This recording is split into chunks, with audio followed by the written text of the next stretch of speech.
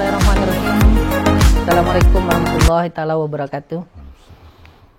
Sahabat Arki semua yang terus pentengin Arki dimanapun sahabat Arki semua berada, kita kembali lagi pada satu program di radio online Arki FM, yaitu program untuk mengulik atau kita coba mengupas tentang tokoh-tokoh atau sosok-sosok yang berada di Sumbawa Barat yang itu mereka menginspirasi kita semua, baik itu ulama ataupun ya politisi. Banyak yang kita ingin hadirkan pada program ini, dan program ini seperti yang sahabat Arki semua sering pentingin atau ikuti, program ini adalah program inspirasi kita. Dan siang ini sahabat Arki semua, bersama kita ada sosok yang saya yakin sekali kita nggak asing dengan beliau. Ya, beliau ini sudah banyak sudah banyak menempuh jalur pengabdian, baik itu di keagamaan, dan banyak ruang pengabdian beliau. Bahkan hari ini ya beliau masih konsisten terus dengan jalur pengabdian itu. Baik, bersama kita di sini ada sosok atau bapak atau ustadz ya, Ustadz Kiai Haji Samsul Ismail LC. Selamat siang Ustadz. Selamat siang, Pak. Nah, ini beliau ini susah sekali sebenarnya untuk kita sesuaikan waktunya, karena beliau ini ya dengan berbagai kesibukannya teman-teman atau sahabat Arki semua. Ya, jadi kita sangat berterima kasih atau beruntung sekali bisa berkesempatan untuk mengulik tentang profil beliau. Nah, seperti yang kita kenal ya, bagaimana beliau kemudian membangun pondok, bagaimana perjalanan pendidikan dan sebagainya, ini yang menarik. Nah, untuk itu Kiai, ceritanya menempuh atau mengambil jalur pengabdian di pondok itu atau membangun pondok itu seperti apa? Ya, terima kasih Pak Unang. Jadi awalnya bahwa setelah kita menempuh pendidikan di pondok Pancor dan kemudian bisa melanjutkan ke Al-Azhar, dapat kesempatan. Nah, kemudian begitu saya pulang di 2006, nah, kemudian KSB baru terbentuk 2 tahun sebelumnya. Jadi saya melihat di masyarakat ini nampaknya perlu ada lembaga pendidikan yang mengakar untuk membentuk atau mencetak generasi-generasi terbaik, khususnya dalam bidang keagamaan. Di mana pada saat itu saya terinspirasi dengan perkembangan Pulau Jawa dan Lombok, di mana Pulau Jawa dan Lombok itu sudah lebih awal berinvestasi di dunia pendidikan khususnya agama. Nah, kemudian kita yang di Sumbawa ini, khususnya Sumbawa Barat, jadi saya melihat kalau tidak kita yang memulai, lalu kita bisa mengandalkan siapa. Mumpung dikasih kesempatan dan ada sedikit ilmu pengetahuan, jadi prinsipnya kita berbuat dengan kemampuan yang ada, maka Allah pasti akan membuka jalan. Jadi berangkat dari itu sehingga saya begitu menikah di 2006 itu bulan April, balik dari Mesir itu bulan Maret, kemudian dirikan pondoknya di bulan Mei. Kemudian karena pengalaman sebelumnya saya berdakwah lepas saja, ngisi pengajian, ngisi acara-acara keagamaan. Nah, kemudian saya berpikir bahwa mengisi secara umum itu ada asarnya, bekasnya, tapi tidak sematang kalau kita membina generasi-generasi muda. Nah, di mana generasi muda inilah yang akan nanti menjadi pioner-pioner yang akan memperjuangkan khususnya keagamaan di Sumbawa Barat. Nah, ketika itu saya berpikir bahwa Sumbawa itu lebih awal dia maju keagamaannya. Ada Syekh Zainuddin Tepal yang sangat terkenal ngajar di Mekah, kemudian termasuk Syekh Zainuddin Abdul Majid pun ngambil tabarukan atau ngambil barokah nama beliau itu dari Syekh Zainuddin Tepal. Nah, kemudian kita memulai dengan bismillah. Ya, saat itu banyak orang yang bertanya dari mana dananya, bagaimana tenaga pengajarnya. Tetapi saya berpegang pada satu ayat, in tansurullah yansurkum. Kalau kalian menolong agama Allah, pasti Allah menolong. Innallah ana inda dhanni abdi bih. Jadi Allah dalam hadis kudusinya menyampaikan bahwa aku tergantung sangkaan hambaku. Nah, maka dari pondok itu guru kami dulu memberikan falsafah perjuangan itu, yaitu harus yakin dulu. Kemudian yang kedua ikhlas. Kemudian yang ketiga istiqomah, continue. Nah, dengan keyakinan bahwa kenapa orang yang melakukan keburukan bisa jalan, kenapa kita yang ingin melakukan kebaikan itu tidak berani? Dan jangan membangun pondok itu setelah semuanya siap, tapi bangunlah pondok itu sehingga nanti semuanya menjadi siap. Jangan menunggu banyak uang baru membangun pesantren, tetapi bangunlah pesantren sampai nanti berdatangan uang. Jadi prinsipnya jangan tunggu sampai ilmu itu sempurna, tetapi dirikanlah lembaga pendidikan itu sehingga Allah nanti akan menyempurnakan. Maka itu yang saya lihat salah satu alasan kenapa pondok ini kita. Ini kan visi besar ini, Ustadz. Membangun pondok ini kan nggak gampang berdasarkan cerita tadi ya. Nah, ini memang visi atau sudah terpikirkan sejak dulu waktu sekolah, ataukah di pondok, atau mungkin pada saat menempuh jalur pendidikan kuliahnya yang kebetulan saat itu ya Ustadz kuliahnya di salah satu perguruan tinggi ternama juga di dunia, Al-Azhar. Itu sejak kapan Ustadz? Jadi begitu saya masuk pondok, kemudian kita berinteraksi dengan teman-teman di sana, kemudian saya ke Jakarta, kemudian bisa ke Mesir. Saya lihat dan kita kaji dari sejarah, tidak ada namanya peradaban, baik peradaban yang umum maupun peradaban fitrah itu, kecuali dengan dunia pendidikan. Maka saya bertekad bahwa KSB ini harus menjadi mercusuar ilmu pengetahuan khususnya agama. Kalau mereka yang dari saudara-saudara kita yang dari Lombok menimba ilmu ke Mesir lalu pulang bisa mendirikan pondok, yang Jawa juga demikian atau daerah-daerah lain, ya kenapa kita tidak? Sehingga dengan tawakal kepada Allah kemudian kita memulai mendirikan pondok pesantren itu. Nah, kesulitan-kesulitannya ceritanya dalam perjalanan ini apa, Ustadz? Ya, jadi kalau mendirikan pondok tantangan pesantren lah mungkin ya, tantangannya. Jadi karena itu adalah keinginan, jadi memang bagi orang itu adalah tantangan, tapi bagi kita itu adalah kebahagiaan. Nah, jadi walaupun dilihat oleh orang dalam perjuangan itu berat, tetapi kalau kita sudah mencintai pekerjaan itu, maka itu menjadi hiburan.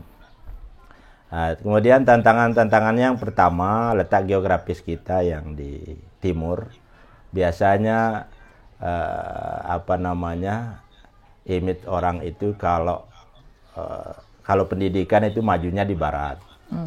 Kalau mencari pekerjaan itu ke timur. Nah, kemudian karena kendalanya kita di timur, itu agak sulit untuk bisa kita mendatangkan santri-santri dari Lombok, dari Jawa. Itu yang pertama. Nah, kemudian yang kedua, kendala kita itu adalah karena sedikitnya penduduk di Kabupaten Sumbawa Barat. Sehingga itu yang menyebabkan kita harus berpacu dan berinovasi. Nah, maka salah satu yang menjadi moto kita di pondok itu adalah pondoknya lokal tetapi kualitasnya internasional. Nah, jadi walaupun dia lokal tapi kita berupaya untuk memperlihatkan bahwa kita yang lokal ini pun bisa berbicara di dunia internasional. Maka dengan memacu itu kendala yang pertama itu bisa sedikit teratasi. Jadi santri kita ada yang dari Alas Barat, ada yang dari Sumbawa, ada yang dari Bima, masih di wilayah sekitar wilayah timur ini. Nah, kemudian kita juga di pondok pesantren ini kendalanya adalah kita tidak bisa seleksi santri itu yang masuknya sudah yang bagus-bagus. Tetapi siapa saja yang mau masuk pondok pesantren itu ya kita tampung semua. Karena kalau kita seleksi mungkin hanya 10 orang per tahun. Nah, sementara yang lain kalau yang di wilayah barat itu pondok pesantren ya karena banyak yang antri. Dan ada prinsip juga bahwa yang senakal apapun santri itu atau sebodoh apapun dia ya tetap wajib masuk. Karena kesuksesan itu bukan di kita. Ketentuan akhirnya adalah pada Allah Subhanahu wa taala. Nanti kalau yang nakal, yang miskin, kemudian yang yang kurang cerdas tidak kita terima. Tapi kalau nanti dia bertanya kepada Allah di akhirat, ditanya dia sama Allah di akhirat, kenapa engkau nakal? Kenapa engkau berbuat maksiat? Ya saya dulu pernah mau masuk ke pondok Himatul Ummah tapi saya tidak diterima. Jadi ini yang menjadi beban moral itu sehingga nanti pasti pimpinannya akan dipanggil. Kenapa kau mengambil hak Tuhan padahal itu bukan hakmu? Di mana ayatnya mengatakan ya ayyuhalladzina amanu la tuqaddimu baina yadayillahi wa rasul. Hai orang-orang beriman, jangan kau mendahului ketentuan Allah dan ketentuan Rasul. Oleh karenanya senakal apapun ya kita terima, dan itu bagi orang mungkin sebuah persoalan. Tetapi bagi kami di pondok bahwa itu bukan persoalan. Karena kalau semuanya masuk itu yang sudah rajin, cerdas, mana ladang pahala kita kan tidak ada. Jadi itulah ladang pahala kita kalau kita bisa memisahkan yang bodoh itu, atau dia bisa kita membuat taat yang nakal ini, nah maka kita panen pahala. Oleh karenanya sesungguhnya kendala itu bagi kami tidak ada. Yang ada itu bagaimana kita menyelesaikan persoalan, karena setiap orang pasti ada persoalannya, tergantung cara kita menyelesaikan. Ini kan perjalanannya panjang, Ustaz. Kalau tadi Ustaz cerita ya bagaimana kemudian memilih jalur pengabdian ini yang sedikit berbeda ya dengan institusi atau lembaga-lembaga lain. Artinya kita lihat Ustadz coba mengambil visi atau konsep yang berbeda tentang bagaimana pondok dan bagaimana lembaga pendidikan itu. Artinya tanpa melihat input ya, tanpa melihat input, tapi kemudian fokus kepada proses. Artinya meyakini bahwa ya output itu berdasarkan proses yang dibangun, sehingga terlepas nakal ya dalam tanda kutip atau apa problemnya ya Ustadz kemudian terima. Nah perjalanan ini kan nggak mudah. Di satu sisi kemudian dan konsep yang sangat terbuka, konsep yang sangat luar biasa. Di sisi lain ya antum juga pastinya butuh bagaimana sih mengembangkan pondok ini. Nah dalam perjalanan itu, nah pastinya juga ada tokoh atau sosok yang selalu memotivasi, atau mungkin juga ada sosok atau tokoh yang menginspirasi antum. Ya mungkin bisa itu siapa kalau boleh pemirsa atau sahabat Arki ini tahu. Jadi tentu dari sekian banyak tokoh ini ya kita terinspirasi dengan, kalau tokoh nasional ya kita terinspirasi dengan Bung Karno. Bagaimana beliau susah payah supaya Indonesia ini lahir bisa merdeka, kemudian tokoh-tokoh. Tapi kalau kita lihat beliau adalah tokoh inspiratif yang bisa memberikan inspirasi pada kita. Kalau sosok ulama ya tentu karena saya tumbuh besar di NW, ya tentu guru kami Maulana Syekh Zainuddin Abdul Majid.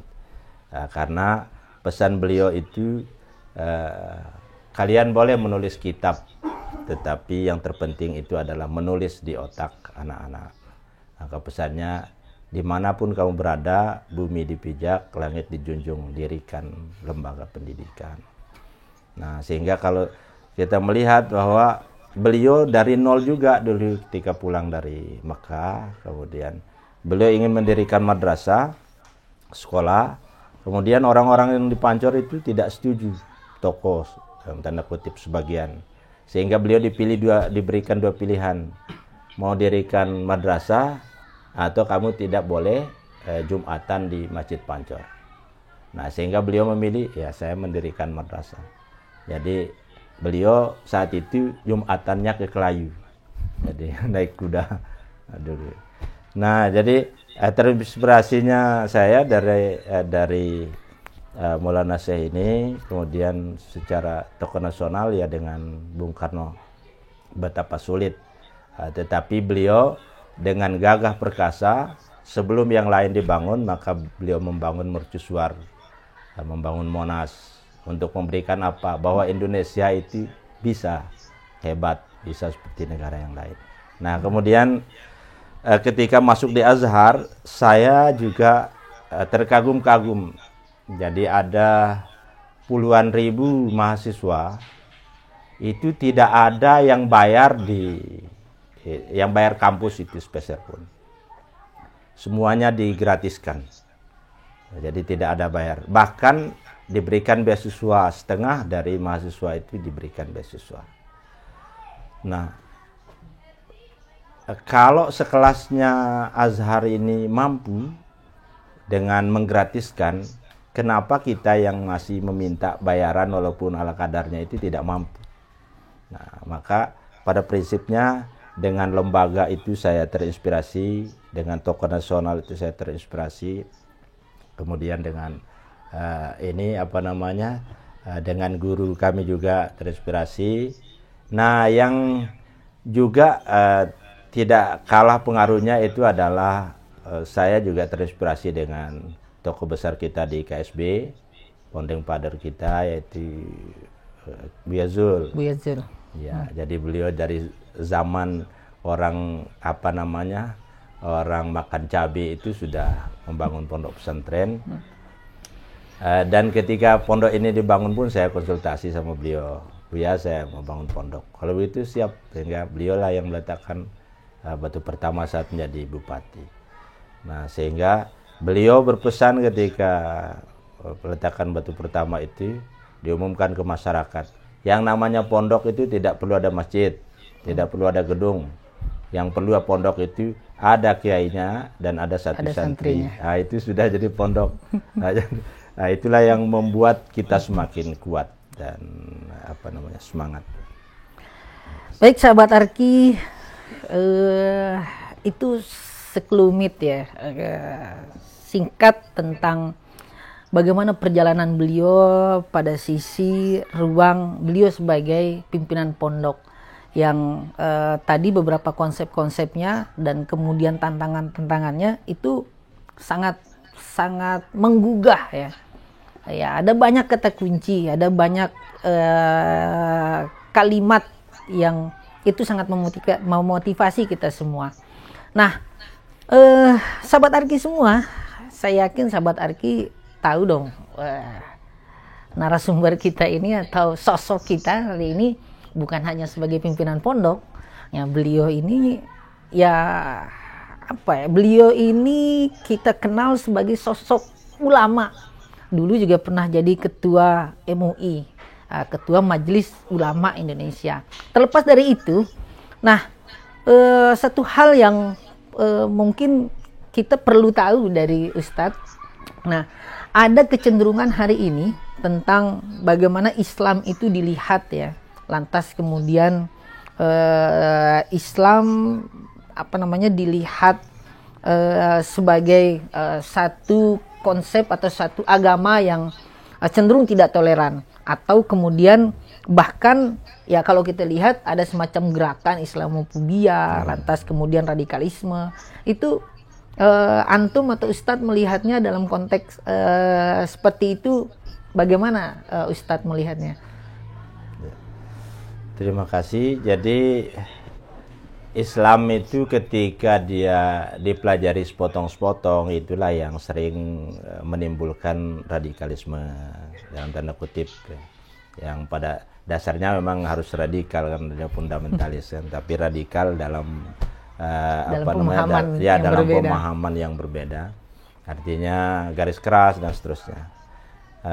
Saya melihat di situ adalah pola pemahaman teks, ya. Jadi pola pemahaman teks, ketika teks itu diterjemahkan apa adanya, nah kemudian memahami hadis Nabi, maka itulah yang sering kita menjadi dada ini agak sesak kalau melihat perbedaan. Nah tetapi ketika dikaji Islam itu dari A sampai Z-nya, nah kemudian disesuaikan antara pemahaman teks dengan konteks, nah kemudian kita bisa secara komprehensif mempelajari baik di perkembangan akidahnya, di syariatnya, di fikihnya, kemudian di tasawufnya, maka sesungguhnya Islam itu sangat indah dan menghargai semua perbedaan. Nah maka harapan kami mungkin nanti di ARKI ini bisa memfasilitasi gimana supaya tokoh-tokoh khususnya yang ada di KSB ini nanti bisa duduk bersama. Nah kemudian kita bahas, kita perbesar persamaan dan kita minimalisir perbedaan. Ini betul-betul menginspirasi sahabat ARKI. Jadi sangat jarang sosok atau tokoh-tokoh yang kita hadirkan itu langsung menyampaikan tentang gagasannya. Jadi kita ini semacam ditantang ini ARKI. Nah, antum atau Ustadz lihatnya dalam konteks Islam fobia ya ataupun radikalisme di Sumbawa Barat ini seperti apa? Misalnya ya apakah hal-hal seperti ini cukup mempengaruhi atau sudah mulai terasa, atau kemudian juga memang ini berdasarkan ruang histori atau sejarah ataupun kebiasaan yang kita bangun di KSB, apakah ini memang nggak bisa masuk atau tidak mempengaruhi apa-apa gitu. Antum atau Ustadz lihatnya seperti apa? Khusus kita bersumbawa Barat. Di Sumbawa Barat ini masih dalam tahap terkendali, masih nyaman, tetapi kita perlu waspada ya, karena sekarang dunia yang cukup global, jadi semua bisa diakses. Oleh karenanya dan kita sedia payung sebelum hujan itu memang harus. Jadi al-wiqayah khairun minal ilaj, jadi mencegah lebih baik dari mengobati. Nah untuk itu Islam ini supaya dia tidak menjadi fobia bagi yang lain ya, karena dianggap begitu disebut Islam itu pedang, kital. Nah, sehingga kita fokusnya itu mempersiapkan fisik untuk perang, bukan. Islam itu adalah samil kamil, sempurna menyempurnakan. Maka kita lihat sekarang ini supaya image Islam itu tidak akan menimbulkan Islamfobia, maka Islam harus mengambil bagian di semua sendi kehidupan. Bukan saja tahfiz, ngaji di masjid, azan, ibadah-ibadah ritual. Tetapi Islam itu lebih kepada ibadah sosial. Nah, ketika dia mengambil semua peran di sana, maka Islam itu tidak lagi menjadi sebuah ketakutan bagi yang lain. Karena Islam itu tidak mesti perang.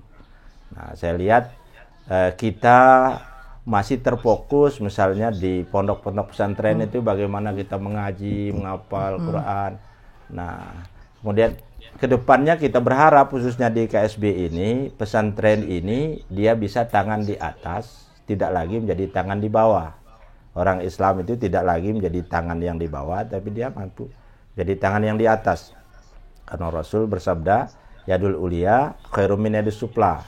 Artinya tangan di atas lebih baik dari tangan di bawah. Nah, begitu orang nyebut Islam, Islam itu kumuh, Islam itu miskin, Islam itu terbelakang, Islam itu suka perang. Nah, ini yang berusaha kita rubah minimal dari Sumbawa Barat. Nah, oleh karenanya jangan mandang Islam ini hanya ceramah di atas mimbar. Karena ceramah di atas mimbar itu pengaruhnya hanya 10% dibandingkan dengan ceramah bil qalam. Nah, kalau ceramah bil lisan ini, kalau dengan lisan ini dia hanya 10%. Dari mimbar ke mimbar itu bisa berubah kemungkaran, bisa orang jadi baik, itu hanya 10% asalnya, bekasnya, dampaknya. Tetapi kalau bil qalam itu satu kali tanda tangan itu bisa 2.000, 3.000 orang. Jadi amat keliru kalau Islam itu hanya difokuskan, ya sudahlah Islam itu yang penting khotib di atas mimbar, ceramah, orang pengantinan. Bukan begitu.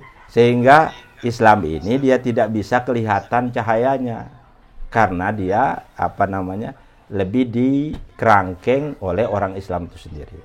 Nah, karenanya anak-anak kita yang potensial di Islam ini, ya suruhlah dia belajar nuklir, suruhlah dia belajar perdagangan.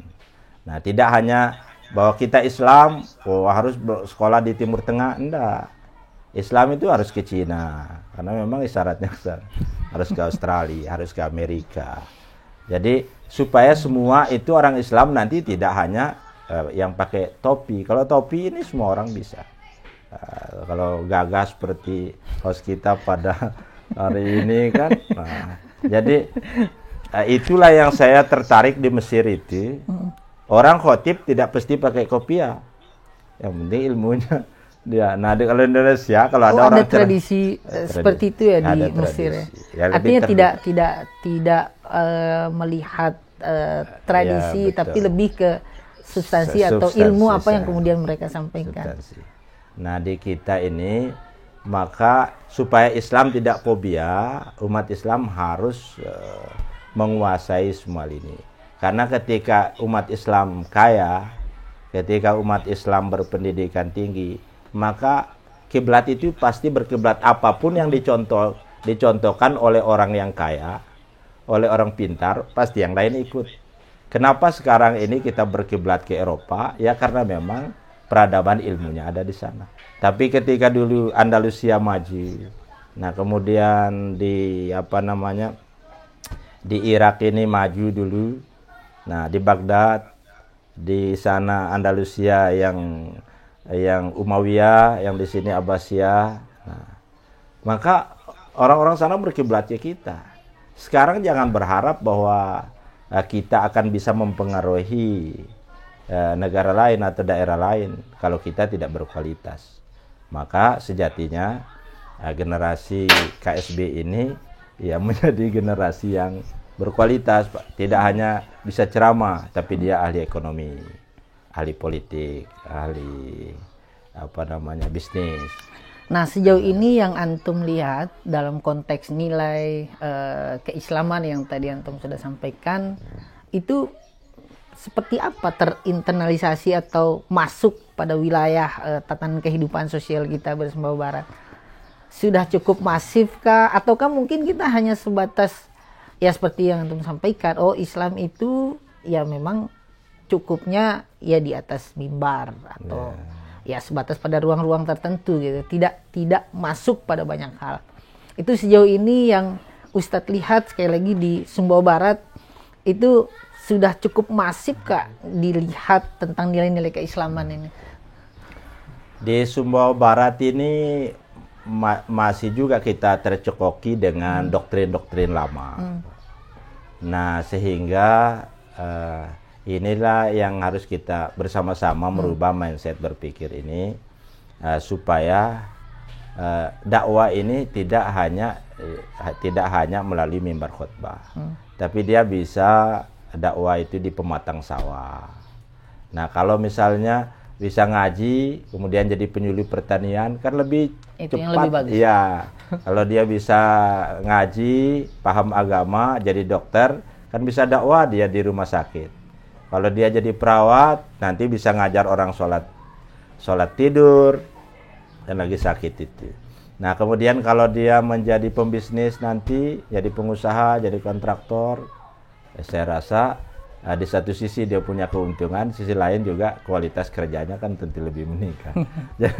Jadi saya rasa di KSB ini alhamdulillah sudah bagus, tetapi perlu pola supaya kita ke depannya bersama sahabat-sahabat ARKI ini, bersama tokoh-tokoh muda, ya bagaimana kita semua bekerja sama dan untuk ketua ini untuk Islam yang kafah. Yang kafah.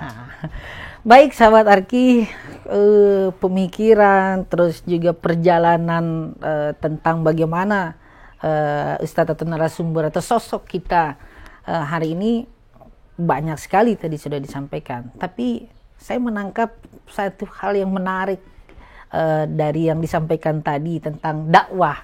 Nah, dakwah yang disampaikan tadi ada dakwah bil kalam dan ada dakwah bil kolam katanya. Nah, kata beliau ya.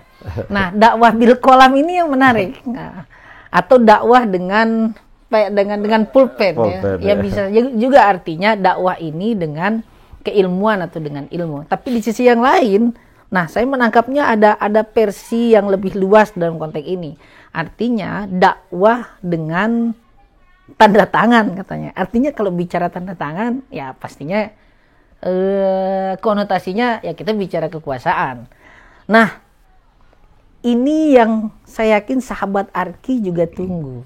Nah, tentang beliau, tentang narasumber kita, bagaimana sosok kita hari ini melihat konteks politik atau kekuasaan. Nah, apalagi ya cukup santer juga beliau ini disebut-sebut sebagai sosok yang masuk dalam bursa calon atau bursa yang akan masuk pada pesta atau kontestasi demokrasi kita. Itu gimana Ustadz? Apakah kayaknya masuk ke wilayah itu atau antum melihatnya gimana Ustadz? Jadi ya karena Islam itu dia sempurna, jadi semua sendi kehidupan masyarakat. Nah, maka bagi yang potensinya untuk hanya sekedar mengajar ngaji, maka dikembangkan. Kemudian kalau ada yang bisa mengajar ngaji sambil dia bisa berdagang, ya berarti dua yang bisa dikembangkan. Kalau dia misalnya pandai agama, belajar ngaji, kemudian dia bisa menjadi kontraktor, bagus, dikembangkan. Kemudian ada yang agama, kemudian dia mampu masuk ke birokrasi, jadi pegawai negeri, jadi karyawan di perusahaan, bagus. Kemudian kalau ada misalnya potensi yang dia di jalur politik, ngaji, kemudian dia masuk ke parlemen, masuk ke legislatif, masuk ke eksekutif, maka itu juga terbuka ruang. Oleh karenanya tergantung kesiapan masing-masing tokoh itu, sehingga agama ini bukan menjadi sekat untuk bisa untuk bisa berbuat lebih di bidang yang lain, karena semua bidang itu sesungguhnya agama. Nah, cuma secara spesifik saja agama itu identik dengan ngaji, dengan zikir. Tetapi secara umum ya itulah agama, birokrasi, termasuk kekuasaan. Kekuasaan itu adalah birokrasi. Karena tidak mungkin Rasul mengeluarkan hadis itu kalau beliau membatasi agama ini pada kekuasaan. Mar'a minkum munkaran falyughayyir biyadi. Bahkan pertama disebut itu. Barang siapa yang melihat kemungkaran. Nah, kemungkaran di sini bukan berarti orang mencuri, orang ini saja. Kemungkaran itu adalah termasuk kebodohan dan tidak sejahtera, itu adalah kemungkaran. Barang siapa yang melihat itu, yang pertama diperintah oleh Rasul itu bukan bil qalb, tapi rubahlah dengan tanganmu. Nah, dengan tangan ini kan dengan kekuasaan. Bisa dengan jalur parlemen, bisa dengan jalur birokrasi, bisa dengan jalur eksekutif. Nah, jadi kemudian baru yang kedua itu perintah keduanya. Faman lam yastati fabil lisani. Kalau tidak mampu masuk ke sana, ya ceramahlah, khotbah gitu. Atau ngajar di sekolah-sekolah. Tapi ngomong-ngomong Ustaz, antum ini kan cukup santer nih Ustaz. Cukup kuat ya, cukup kuat hari ini masuk pada wilayah isu wilayah itu ya, isu perjuangan dalam wilayah kekuasaan atau pemerintahan.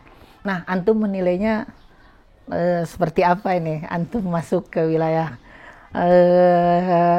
politik ini kan ya kadang juga dia banyak hal yang kotor, tidak terduga. Ya. Banyak yang menganggap kotor ya. Ya, terima kasih. Jadi memang saya dari sejak pulang dari Kairo itu karena memang saya aktif juga di organisasi-organisasi. Waktu di Pancor dulu di kuliah di dakwah tapi tidak sampai selesai, kita aktif juga di senatnya. Nah, kemudian di sana ikut juga organisasi kemahasiswaan. Nah, kemudian ketika pulang ke sini saya melihat nampaknya KSB ini memang harus kembali ke basic awal, peletakan pondasi dasarnya. Lahir di Ramadan, 27 Ramadan. Kemudian diberikanlah label Peradaban Fitra. Peradaban Fitra. Ya. Jadi ketika Peradaban Fitra berarti ada sinyal dari yang pertama memimpin di KSB itu bahwa nanti harus ada keberlangsungan gitu. Jadi harus ada kesinambungan. Nah, bagi yang punya potensi ke sana. Nah, oleh karenanya saya berpikir ya kenapa Peradaban Fitra ini tidak kita lanjutkan. Tentu dari semua figur-figur yang ada, misalnya semua punya visi misi yang bagus, tetapi kan tentu setiap visi misi itu tentu menjadi prioritas dari seseorang itu. Maka saya lihat Peradaban Fitra itu dia tidak bisa terbangun kecuali ada sedikit pemahaman tentang agama. Karena agama itu bukan sekedar pakai peci, kemudian sekedar kita baca khutbah. Kalau baca khutbah, anak SD kalau kita kasih teks bisa baca khutbah. Atau sekedar kita pakai sorban, kita pakai gamis. Bukan itu agama. Agama itu adalah pemahaman tentang nilai-nilai. Bagaimana ketika agama berbicara tentang iman, bagaimana agama berbicara tentang ekonomi, bagaimana berbicara tentang keindahan, bagaimana berbicara tentang pendidikan, bagaimana berbicara tentang kesehatan. Nah, itulah yang sekiranya ingin kita warnai Peradaban Fitra itu. Artinya Ustadz itu harusnya, ini bukan dengan narasumber kita saja, kalau kita tangkap dari apa yang beliau sampaikan, bahwa Ustadz itu tidak boleh hanya diidentikan dengan sebatas berkhutbah atau berceramah. Kalau bisa masuk di wilayah politik, ya silakan, karena memang itu bagian dari dakwah. Pada intinya sebenarnya peletakan niat ya, niat bagaimana supaya ya Islam ini betul-betul menjadi nilai-nilai yang menjawab ya problem-problem sosial, bukan hanya pada konteks problem-problem yang relatif isu-isu keagamaan dan sebagainya, tapi lebih penting dari itu adalah harus bisa menjawab tentang isu sosial kemasyarakatan kita. Ini kata kunci yang luar biasa dari Ustadz atau narasumber kita. Sepertinya ini betul-betul menginspirasi. Beliau ini menginspirasi bagaimana perjalanan beliau membangun pondok, lantas juga bagaimana pemikiran narasumber atau sosok kita hari ini tentang perjalanan pengabdian beliau pada wilayah keagamaan, termasuk juga pada wilayah-wilayah lain yang mungkin ya bagi sebagian orang ya ini dianggap tabu. Ini yang mesti harus diluruskan, bahwa agama itu bukan hanya pada wilayah-wilayah tertentu saja. Jadi sahabat Arki, saya yakin sebenarnya sahabat Arki semua masih ingin mengulik, sebenarnya masih ingin mengeksplor atau mengupas banyak tentang Ustadz ya. Tapi waktu ini Ustadz, waktu kita ini membatasi.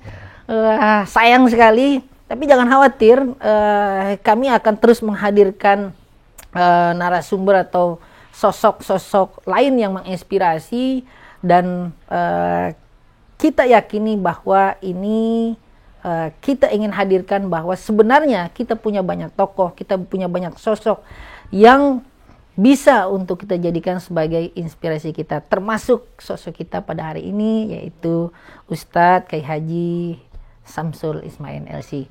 Terima kasih Ustadz. Terakhir mungkin bisa closing atau pesan khusus kepada sahabat Arki sebagai penutup. Ya, terima kasih. Jadi pada sahabat Arki semua, terima kasih kepada semua yang hadir, dan terima kasih atas diberikan kesempatan untuk bisa tayang pada hari ini. Dan sesungguhnya kami ada ya karena Arki. Jadi Arki ini alhamdulillah. Karena kalau tidak ditayangkan sama Arki kan kita tidak bisa tayang. Walaupun bisa tayang sendiri tapi tidak sekeren di Arki. Terima kasih banyak. Mudah-mudahan Arki kedepannya lebih maju, kemudian lebih berkembang, dan kemudian kita berharap Arki ini menjadi pelopor dalam membangun Kabupaten Sumbawa Barat ini, memberikan informasi, memberikan ilmu pengetahuan kepada masyarakat, baik keagamaan, politik, sosial, ataupun yang lain-lain. Dan saya rasa itu yang dapat kami sampaikan. Jadi mudah-mudahan kedepannya Arki ini bisa menjadi inspirasi buat seluruh masyarakat KSB menuju kabupaten yang berperadaban fitrah. Kalau sekarang ditambah dengan baldatun thayyibatun warabun ghafur, pada saatnya nanti akan menjadi kesejahteraan yang hakiki dalam bingkai peradaban fitrah. Baik, terima kasih Ustadz waktunya. Semoga kita mendapatkan pelajaran atas apa yang tokoh atau narasumber kita sudah sampaikan tadi. Semuanya kami hanya menyuguhkan, selebihnya tentunya kesimpulan kepada sahabat Arki semua. Billahi taufiq wal hidayah. Wassalamualaikum warahmatullahi taala wabarakatuh. Waalaikumsalam.